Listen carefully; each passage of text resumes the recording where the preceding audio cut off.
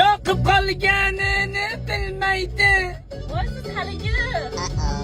Menga qarab sekin jilmaysan. Yuragim urishdan to'xtaydi. Aka bo'ldi tanidim. Qulog'im Sevib qolganimni bilsaydi. Olib ketsam yarim bo'lsaydi. Qancha bo'lsa mehr bersaydi. Kamila qiz meni desaydi. Voy Kamila, yuragimdan urding Kamila. Seni bugun ko'rmasam bo'lmas. Voy Kamila. Voy Kamila, jigarimdan urding Kamila.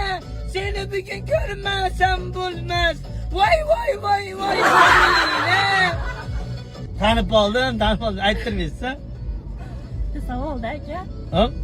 Ajrashganmisiz? Yo'q, xotinim bor. Ovozingiz bilan ajrashganmisiz? Shu kungacha ismim o'zimga hech ham yoqmasdi-da. Ne? Hozir Kamila emasligiga Xudoga shukr qilyapman. Nima ismingiz? Shohsanam. Shohsanam deb aytib beraymi bo'lmasa? Yo'q, rahmat. Bitta aytib ko'rasizmi o'zingiz? Yo'q. Men aytsam siz tushib ketishingizga to'g'ri keladi mashinadan. Mendan ham battar bo'lasiz. Ketaveramizmi? Yo'q, ketaveramiz. Aytmasangiz bo'ldi qo'shiq. Boshqa qo'shiq aytib beraman. Yo'q.